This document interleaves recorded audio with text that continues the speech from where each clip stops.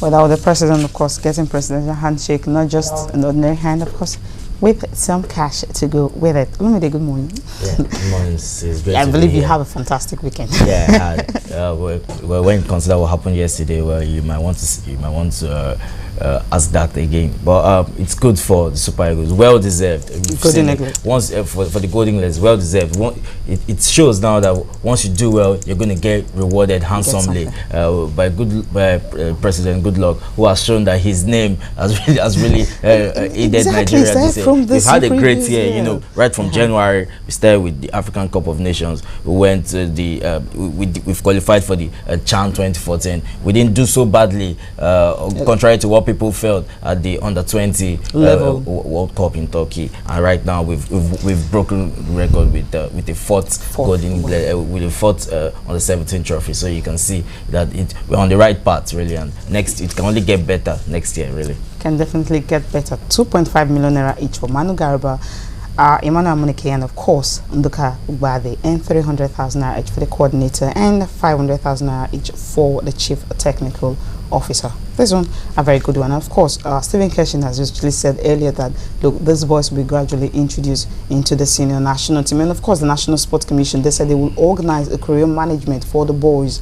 that this will definitely help them, you know, in life, so that they will not really face it. And Solomon Ogba even came up because he actually watched them live in UAE. He said sponsors should learn to actually support this team from the very beginning, not when they've arrived. No, once you support them from the very beginning, they'll definitely do wonderfully well. Now the Super Eagles, of course, camp opens today in Calabar, and training resumes tomorrow, and all the players are expected to be in camp by tomorrow, and why the preparations will start in earnest for the game against Ethiopia. Yeah, really needs begin preparation as soon as possible. We shouldn't take anything for granted. We are not there yet. We need to get the job done. It's good to always have the players in camp a few days, or if possible, a week before the actual game commences. So we're playing in Calabar right now. So if we're playing away from home, we should have been worrying, seeing players reluctantly showing up in camp. Right now we're going to play at home. We have a very good spell. We have a very good run in Calabar. It looks like a very good hunting ground, and hopefully we'll get the job done. Yeah, definitely. Hopefully we will get the job done. And in Africa, you have Al Ahly. The fans are still celebrating the victory. It's a time for them. Now, if you look at these Al Ahly players, about 11 or 9 of them were actually in the game against Ghana, where they lost 6-1. How they were able to, you know, come back from that, and even the draw when we went to South Africa against Orlando Pirates, it was a 1-1 draw. And coming down to Cairo, that's the place where you wouldn't want to be and play football, simply because one, it's difficult for you to win, and of course they won that game 2-0 and becoming African champions for a record 8 times. And these are the fans where they actually watch the games, you know, looking at it and see how this will, you know, help them. And Mohamed Abutrika, you know, he is the most successful player in African football. In the 54th minute, he was able to, you know, decide to call it now. He'll be going out on a high. Yeah, on a high. And it shows the beauty of football. Really, you lost 6-1 to their Ghanaian counterparts, and going on, still going on at the to club win. level. They look so dominant at the club level. It's just unfortunate they've not been able to stamp their authority on the global stage. I think that can be linked to the crisis in Egypt currently, and the fans are hoping that this will definitely inspire them to overturn that 6-1. Are you kidding me? Okay, they're going to carry anything happen yet in that stadium. That's why the Ghanaians are protesting that they don't want to play in that. It's not impossible, but it's not impossible. They can overturn. Yeah, that's football for you. But I believe Ghana are going to scale through. Well, Egypt shouldn't be too disappointed. Algeria are going to represent them well in Brazil. Yeah, definitely. That's my take on that. Okay, definitely. That is your take on that. If our swimming report is ready, the first Lagos International Classics ended on Sunday, and of course the biggest part was actually the 4x50 meters mixed medley relay, where you had male and female swimming alongside, and it was Nigerian police who emerged winner in that one. People were actually rooting for Team Delta because they dominated the classics from the very beginning, from Thursday, Friday, Saturday. And of course, you also have some kids. 2 kids actually came in from England to participate in this event. When you listen to him, discover that these are the young kids at 10. They've been swimming all their lives. They said they're 10 years old, but they've been swimming all their lives. And of course, Yellow Yaha, the guy was denied a chance to participate at the Olympics in 2012. Also, he was at the event, and of course, he went home with a number of good medals. Let's have a listen to the report.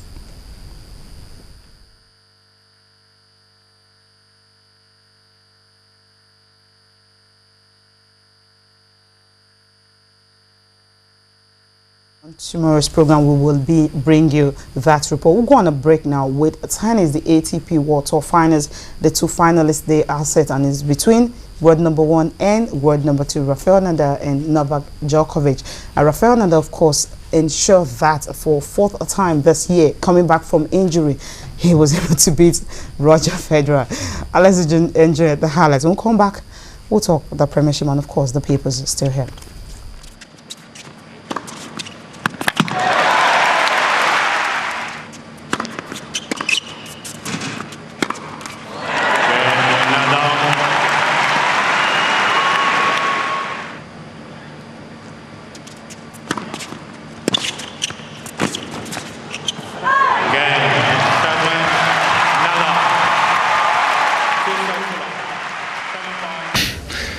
It's a great way to finish the season after probably all the fantastic things that happened this year. Have the chance to finish the season playing the final, the last tournament of the year, in a the toughest race for me to play, and against the best players of the world, be able to win 4 matches in a row is an amazing feeling. No? So very happy for everything. Now remain last match. I hope to be ready for that.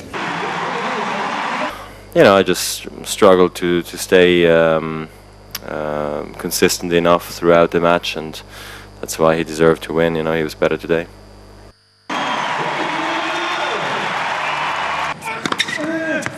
Mr. Babrinka is challenging the call on the right near some line. Ball was calling.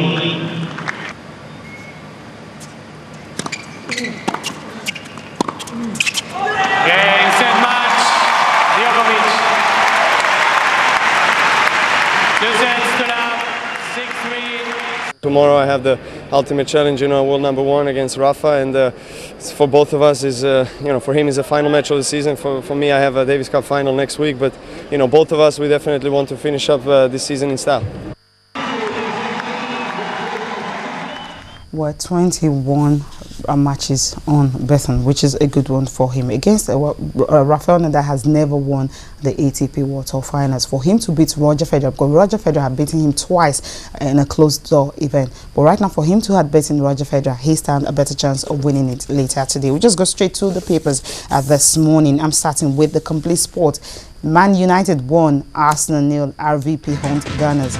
It's coming from Complete Sport, and the big story is Jonathan Shower's cash on Eaglet. Players get 2 million naira each. Head coach Manu Garba giving 3 million. And Mikel, we are on the flight to Brazil. But then Italy coach names Balotelli Pello for Eagles game. That's the friendly that will be coming up 2 days after the game against Ethiopia. And Eaglet star targets on the 20 World Cup win. Yeah, you say too soon. How Eaglets can become Eagles. This is coming from Coach Stevie Kesh, and he wants gradual introduction of the team. And Odo Amandi Onanzi Ogu storm Calabar on Tuesday. They don't have a choice. DK in, 1 for out as FIFA name assistant referee. All this on the front page of Complete Sport. And you have Sporting Live with you? Yeah, going on to Sporting Live. Jonathan Showers 56.5 million on Eaglet. It's all about splashing the cash right now on the Eaglet. Millionaires, they went to UAE. They went to UAE with never. And now, right now, they're coming back as millionaires. Sunderland shocked Man City 1-0. Not interested. Kelafi. I won't pay 250 million pounds for Messi. Who says Messi is leaving Barcelona anyway? Well, it's his opinion. His opinion, okay. Eagles won't throw ticket away, says Mikel. We do hope so. They don't have a choice. Okay, let's go to Soccer Star, which is the final paper review this morning. Kesh is stranded in Calabar Foot Hotel Bees. This is a big one. The details on page 6 of complete on Soccer Star. And Eagles camp opens today. Jonathan splashes 2 million on Eaglet. Makers assures on World Cup ticket. Eaglet Yahaya eyes Real Madrid move. Go boy, it's a big one. You deserve it. And Yama shines again in France. And Alale wins 8th Champions League title. City to replace Hart with Valdez. Well, will he go? Now let's just move straight to what happened at the weekend in the English Premiership. You saw the highlights earlier. And for David Moyes, he's saying that it is a very big victory for them. Why, Arsene Wenger? Well, he felt the players missed a whole lot of chances. Let's listen to them.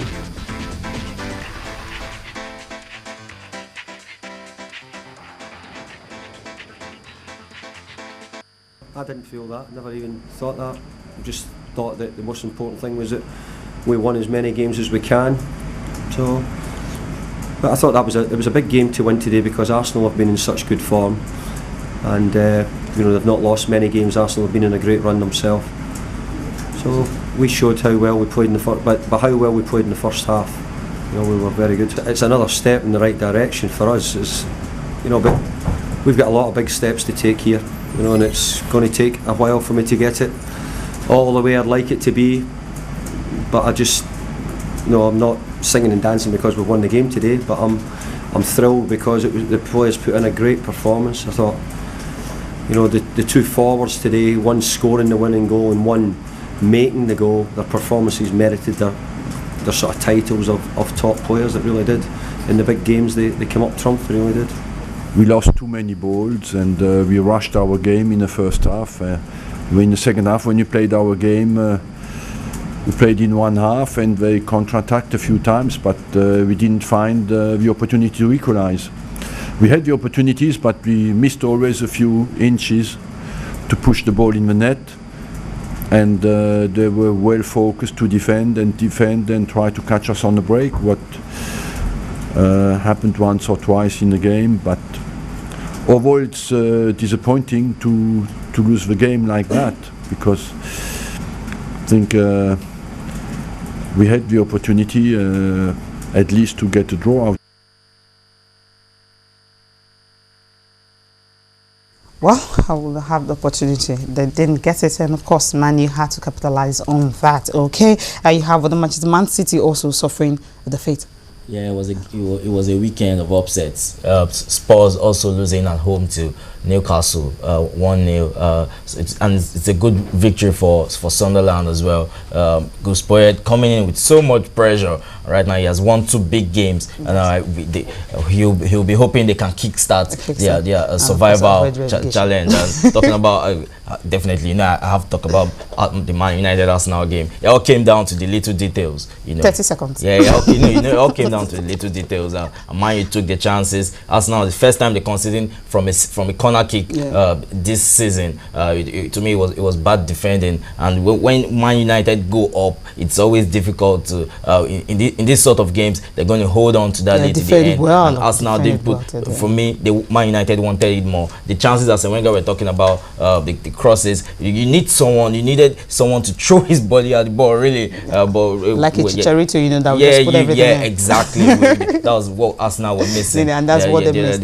Okay. Look at Loic Remy there, brilliant goal. A brilliant goal. Got 3 points for Newcastle. Okay. All right. That's the show. But before we go, just talk about this rookie, talking about Marc Marquez becoming the youngest MotoGP world champion. He was honored in Spain at the weekend. He's just 20. He finished the 3rd race behind the defending champion Jorge Lorenzo and of course Dani Pedrosa, both of them Spanish. And Marquez won the title with 334 championship points, far ahead of Lorenzo and 34 in front of Pedrosa. That's Marc Marquez being honored. And of course, he passed the US rider Freddie Spencer, who was 30-year-old when he actually took the title at the age. He's 30 years old now. He took the title when he was 21, and he was also with Team Honda. That's a great achievement for Marquez.